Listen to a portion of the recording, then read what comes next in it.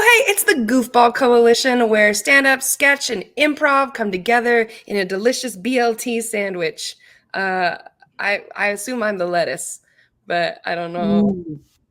Yeah, I'll be the bacon if you're cool with being the tomato. I love tomato like diced, mashed up and stuff, but I don't like a big chunk of tomato. Like I stay away from the caprese salad because of it. Same. Oh, okay. Then Well, we can switch it out. I I'll can be take tomato. tomato.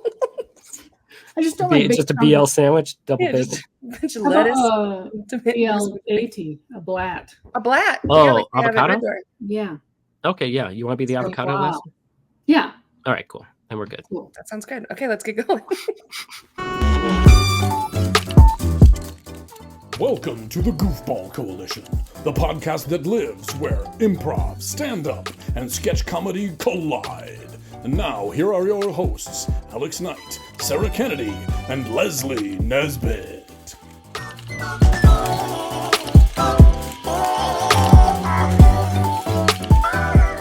Welcome to the Goofball Coalition. Today's episode, we're going to focus on people in each other's realms who have really disappointed us. So I'm pulling this today from this article that I read about how Ellen is going on this like little mini tour right now of her last little bit at stand-up before she retires forever because she had to cancel her talk show after being like uncovered as being so super mean to everybody, even though she'd had this public persona of being really, really nice and giving for so long. So, and just to play devil's advocate here, that's true. She was mean, right?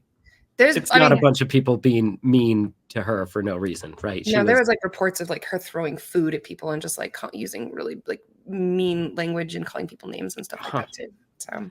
And I wonder, like, if that's always been the case, or if that's something that, like, ego and megalomania will create. You know, giving someone too much power.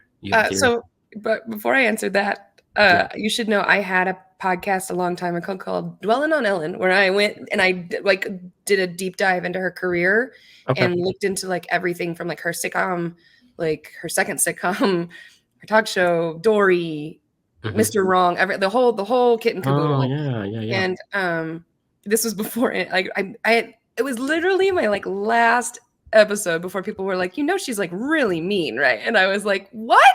So like you could still listen to it if you wanted to, but it's not.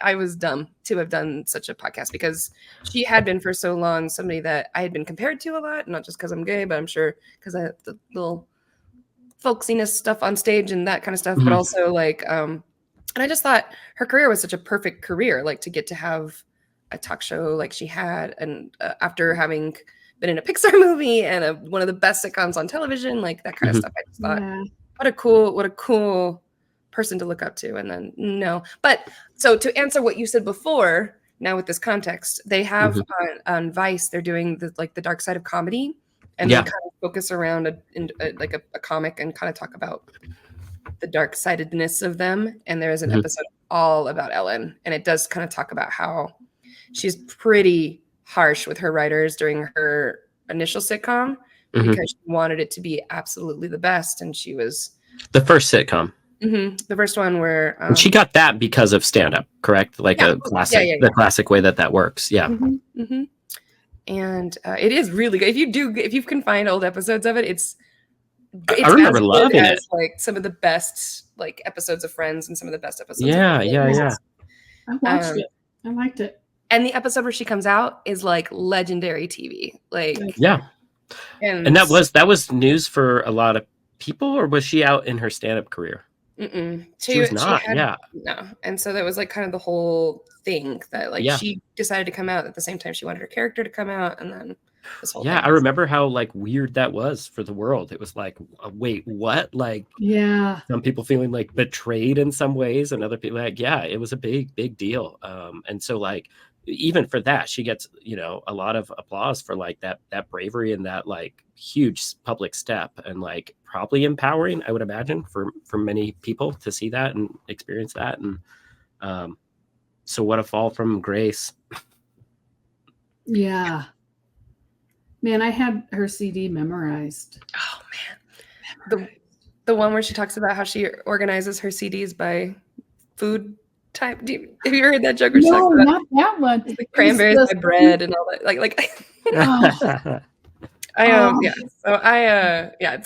Anyway, we could do a deep dive into Ellen in particular, which is fine. It's just what has happened, and like it just feels this is one of those things where I'm like, this is how clear it is that we're living in a simulation where it's like even the people that you think are the best are like revealed to be the worst, or they live long enough to become the villain or whatever it is. But yeah, there are so many other stories that are similar to this, either with really, really famous people or possibly in our own like creative careers. And I just wanted to know for y'all if you had somebody who you really, really looked up to who just was like, what?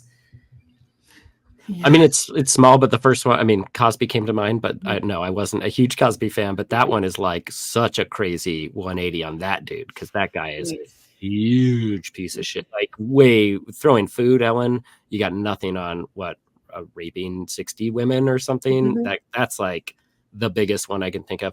But personally, there was a guy on Mr. Show that I really liked, and then he was at January 6th. And it's like, oh, bro. No. Right. Right. Yeah. Jimmy Pesto. Yeah. I don't think, I don't know anyone on a personal level that's really let me down that I can think of. That's not true. There was someone that I worked with that was a kind of a mentor that I really looked up to, and then drugs took them and, made them make some really poor decisions. And that was really tough to grapple with, because it was like, man, that person really honestly truly inspired me in so many ways and motivated me and made me create beautiful art and work, and like and now what do you do with that? I mean, for me, it's like you just separate those two worlds, kind of those chapters of that person's life, and you're like, they were definitely that thing for me, and they're also definitely this thing now. But yeah, it's hard to think. I'm trying to think of like some people. I mean, the only one, like, I still like her, and like everybody pretty much still likes her. I don't know how to intro this, but it has come out from like more people of color that Tina Fey writes a bit racist. And some of her characters in 30 Rock or in Unbreakable Kimmy Schmidt or something like that, they were calling her out on it. And like, good for them. It's great. And like, I didn't like the fact that she kind of pushes back on it, And so it's like, why don't you listen to these guys? And you can still write, you're still a good comedy writer. You still can write comedy, but then like maybe swing it the other way. So like that kind of like made me mad that she was pushing back on it. I didn't like it. Yeah. I had a similar reaction to that also. Yeah. Yeah, it seems like you have to gracefully accept those kind of criticisms and again collaborate and find a way to be like, oh, I do not think I do that, but clearly you all do. I will do better. I will not do that anymore. I don't know. Right. Yeah, that pushback is super unattractive. J.K. Rowling, right? I wasn't a huge Harry Potter fan, but like, but I liked those stories and stuff, and like that one is a huge, crazy, confusing bummer, because it feels like all those stories are very inclusive and loving about people that are not the same as you. But then you have people bringing up how they're not, and you're like, oh my god. Yeah, like their names being like super stereotypical names and all that stuff too. But like, I have a lot of friends that have Harry Potter tattoos, and I'm like, what? I mean, spoiler alert, but like Daenerys Targaryen, there's a lot of people that name their kid Danny, and now they're like, oh boy. There's all kinds of that stuff. Don't get a tattoo of anything. If you have a Cosby tattoo, I'm so sorry. Yeah. You just take it in to like get it covered up, and you're like, I have this really ugly sweater. If you could just make it look like a cat, that would be really great. Turn into a Freddy Krueger sweater, please. Yeah. There's there's Jim Carrey is one that I don't think he has anything wrong with him. But please don't come out later. Exactly. Like, I don't want him Sarah? Because he is so near. He's so dear to my heart, and I know, and I just like, but he's one of those guys that I'm like, just don't. I can't. So tell me, is there something? I won't tell you. But also, I will say, there's also been the reverse. Have you ever had it where it's like you loved somebody's early stuff and they've only gotten better, and then when you go back and revisit it, you're like, why was that part of their comedy? Like, have you ever seen that happen? Because I also have a story about that. No, I don't think I've gone back. But again, like we've talked about, I love that Dana Carvey stand-up special from a long time ago. And I haven't revisited it, but I'm afraid like there could be something in there that's like, uh-oh. Memorized. But yeah, what is your story? Memorized. So well, first off, I did like college papers on Sarah Silverman because I really just thought she was great. Number one, she, as well as 30 Rock, has episodes where there's blackface in it, and like it's not, that's definitely not cute, and in retrospect not good at all. But I will also say her show, otherwise, the first season of it is like has really great stuff in it and really good jokes, and it's a funny show. Yeah, that guy that you like from Mr. Show is in it too. Like but her stand-up special, Jesus is Magic, I remember it very clearly. There are times that I quote it still to this day. And we went back and I showed it to Kelly because I was so excited that she hadn't seen it before. This was recently. This is like 3 weeks ago.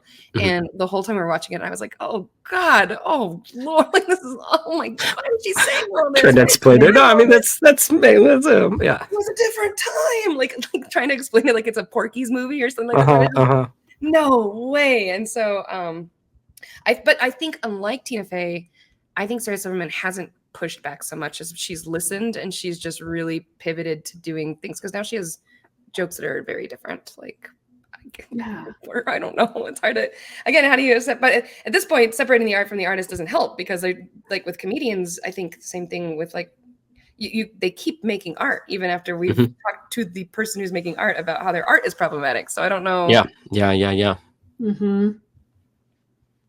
Yeah. And I think sometimes I gravitate toward comedians that do such nice art. Although it's that thing where like that CD I had memorized of Alan's was just like so nice. Like she has that thing where it's like, who's a fan of cats? And then everyone's like, woo. She's like, me too, me too. Who's a fan of dogs? Woo, me too, me too. Like it was just like this very simple, hilarious, fantastic stuff. And then like she's like the worst person. So you just can't tell. I want some edge to my comedians, somewhat. I want a little bit of an edge, but like, yeah, a respectful kind of edge. I don't know. Yeah, it's difficult to navigate. Louis C.K., that was a bummer. I really liked him. Yeah.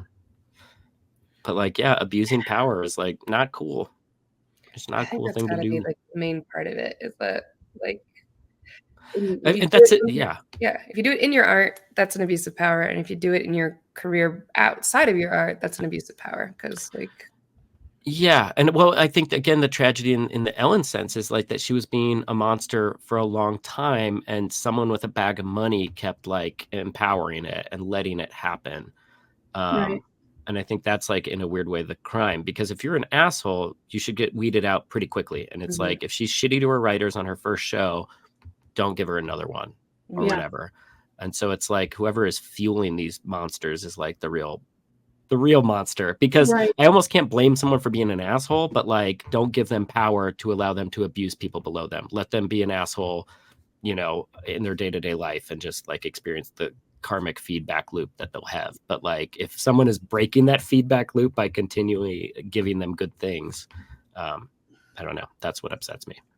It makes me think of like, I don't think I ever had them, but improv teachers, like in Chicago, you would have those rumors going around where it's like, oh, I don't like him as a teacher. He's just terrible. He's just such an asshole as a teacher. Like blah, blah, blah. But they continually teach and they're, always allowed to do shows and they do this stuff, but they're jerks. Yeah.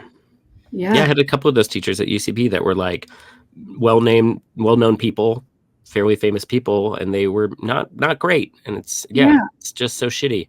And then other teachers that are like not well-known and are so fucking nice and kind. And yeah, again, don't give shitty people money and power and positions. Yeah. Like just don't. Like Conan says, just be kind. Yeah. Conan, don't you dare let us down. Don't you Also, dare. Ellen did say that for a long time too, but It's Conan this time. I don't know. no, Conan's great. There's nothing I've ever heard Nothing? bad about Conan. Right, The only thing I've ever heard about Conan is that because he's one of those Harvard guys, when he gets in groups of Harvard guys, they kind of can be a little exclusionary, but not like in a way that is like more than just nerd Ivy League guy. Oh, yeah.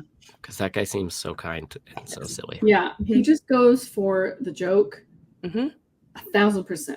So if you're with him, you just need to know that that's where he's going to go. I.e. the Hot Ones episode. Oh man, good Lord. It's so funny. It's such a funny episode of that. Okay, so not to make this a complete and total bummer of an episode, who is somebody that is doing great, and you can't say Jim Carrey, that's been great all the way through? I know he's a weirdo. Here's somebody that I love. Maya Rudolph. Totally. I love her. And everything she does is wonderful. And she is Mother. She is Mother. Every time that comes up in my algorithm, I will watch that entire monologue if it'll let me, because it's such a good one. I love it so much. Beautiful. I just rewatched Idiocracy. She's so good in there. She's great in that. And she seems like such a wonderful person, you know? A good mom. Or Rachel Dratch. Sorry, I had two. Rachel Dratch is a good one too. Yeah. I'm going to say Mr. Bob Odenkirk. He's been so kind to us on a personal level, always willing to like talk about whatever with me, like shoot the shit when he comes in and does shows, and like, just like, not a bit of asshole in him at all from my experience. And he speaks kindly of Albuquerque, which I really promotes our theater like for no reason. He gives us love and like does fundraisers for us and stuff. And like that was a guy that I watched in college on TV and was like, he's great, I really like that guy. And then getting to hang out with him and them to be clearly that person.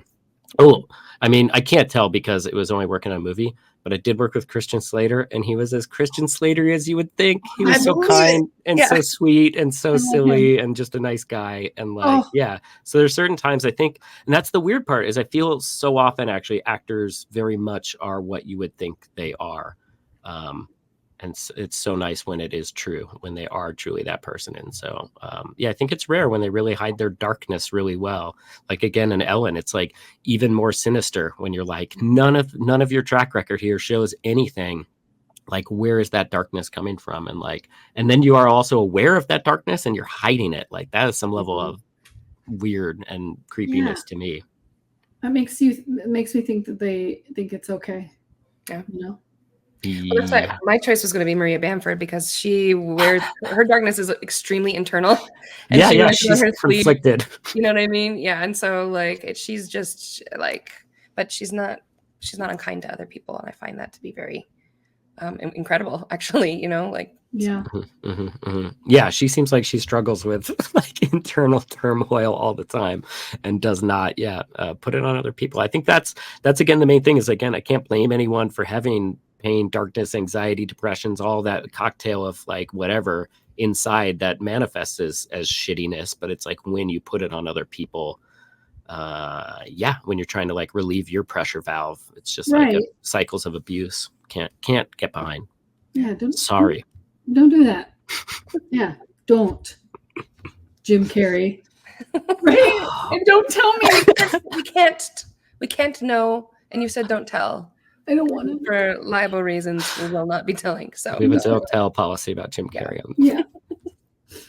I heard he's both dumb and dumber. I'm just kidding. What if that was like my big reveal? It was like, oh, he's dumb. He's not. Apparently, he's a dummy. Yeah. And a cable guy? I heard he's a cable guy. All right, y'all ready for segment 3? Let's do it.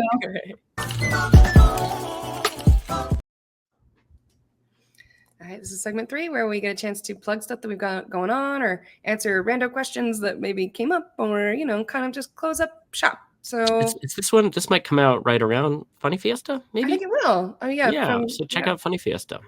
Yeah. It's such a beautiful little event. And like, it's the kind of thing that if you give money to and support, you have more of it. But if you don't, then Albuquerque doesn't have a comedy festival. So not to be a dick, but support local comedy, and especially when someone takes a swing and creates some sort of festival or an event, that a special kind of thing, like they're putting their heart and soul into it, and it's for good cause. It's certainly not about money or fame or prestige. It's about giving something to Albuquerque that this group feels like it needs.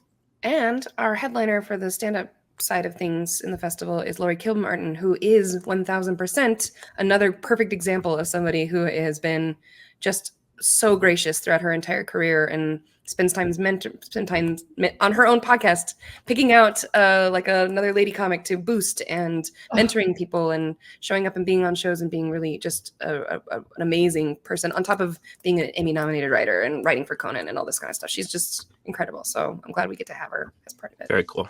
Exciting. Very exciting. I love comedy, and I love when it's all mashed together in one weekend, you know?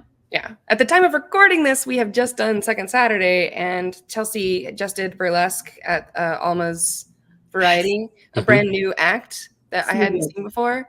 And it was incredible and so hilarious. And she's going to do it in the Funny Fiesta also. And I can't wait because but it's going to be different. Yeah. And we get to have burlesque. I don't know. Like, I just think we get to have burlesque and drag and sometimes poetry and music and everything. It's not just stand-up, sketch, and improv, you know, like it really is the full coalition. Yeah, the full gamut. Burlesque can be funny. Oh, yeah. I mean, it normally is, right? Yeah, there's so many ways that comedy can manifest. And I think, the festival is a great example of that. So please check it out. Yeah.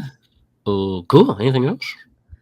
And just, our usual every Friday and Saturday down on Second and Gold. Come on down. Who's that in the background? Leslie blended into that couch. I know our listeners can't hear it, but it looks like there's a creature back there. Oh yeah, this little gal right here. That little gal right there. Little babies. What a sweetie. What a sweetie. She it's is Leslie's sleeping. Dog we're talking about. Yeah, she's a sweetheart. The little Lulu. She sleeps in that couch. I mean, the chair. It's her chair. It belongs to her. And she supports through Patreon. So if you want to be like Lulu, please do. Please do. All right. Love y'all. Thanks for listening. Thanks, appreciate bye. it. Have a good day. Don't be an...